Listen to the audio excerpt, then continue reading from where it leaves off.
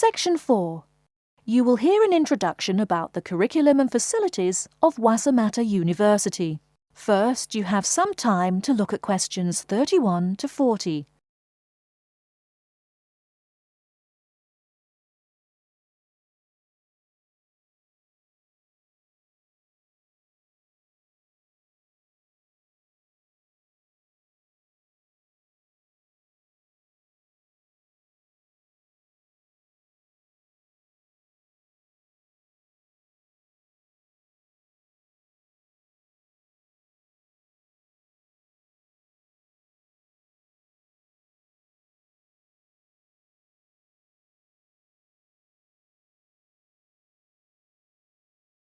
Now, listen carefully and answer questions 31 to 40.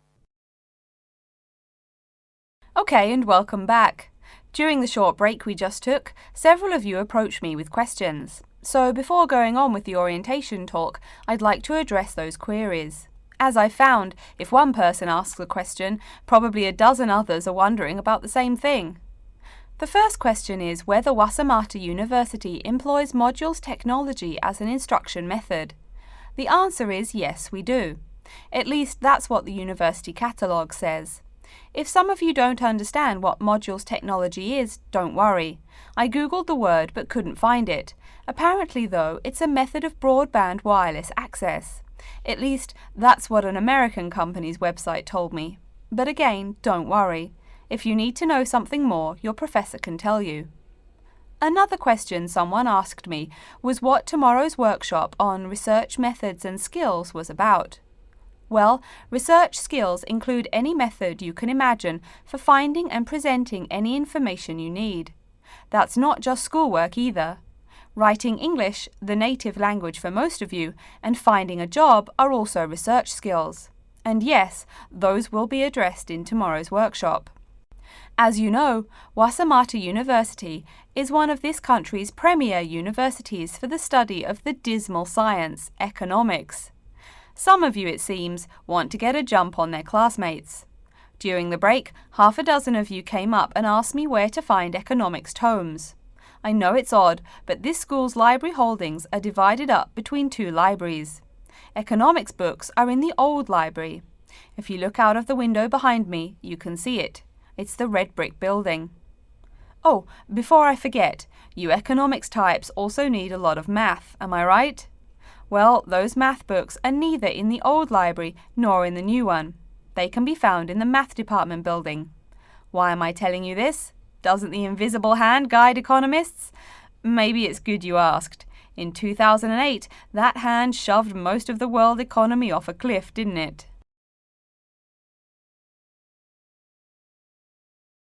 Now, I realize that most of you couldn't bring a computer printer or a photocopier from home. So I'm sure you're already wondering where you can copy things like term papers, internet articles, and things like that. I have some good news and some bad news. The good news is that there are a number of places you can make copies. These include both libraries and the Student Union building. Now the bad news. I'm sorry to say, most classroom buildings and academic departments do not have copiers students can use. So most of the large buildings you see around campus do not have copiers for students. The copiers there are reserved for professors and office staff.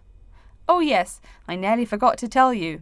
If you need to have printing done, all the copiers available to students are laser printers. Plus, for your convenience, you can pay using prepaid cards.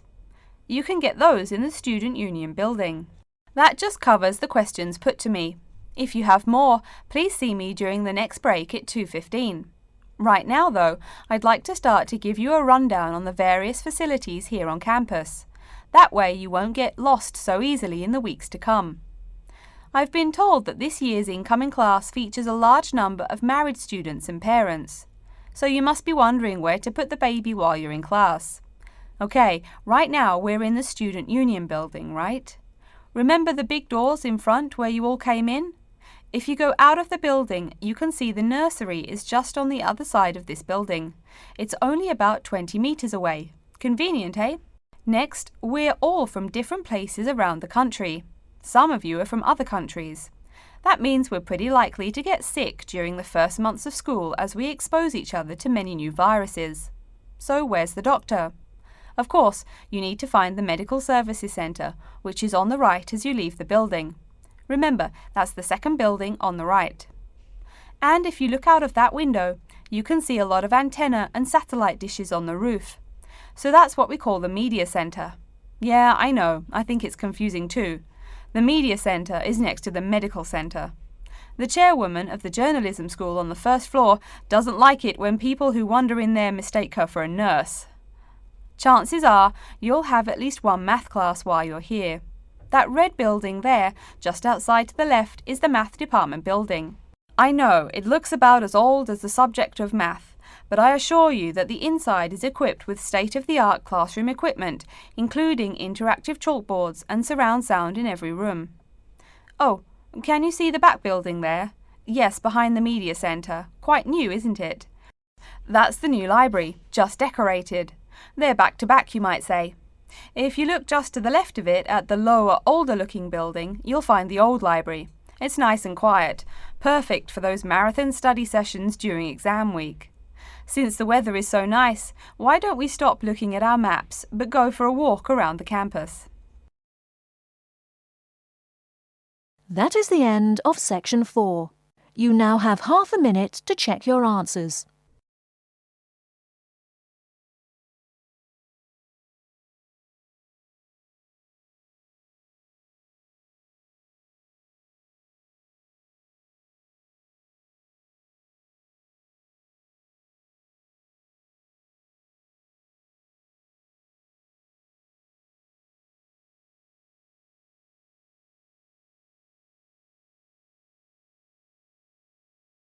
That is the end of the listening test.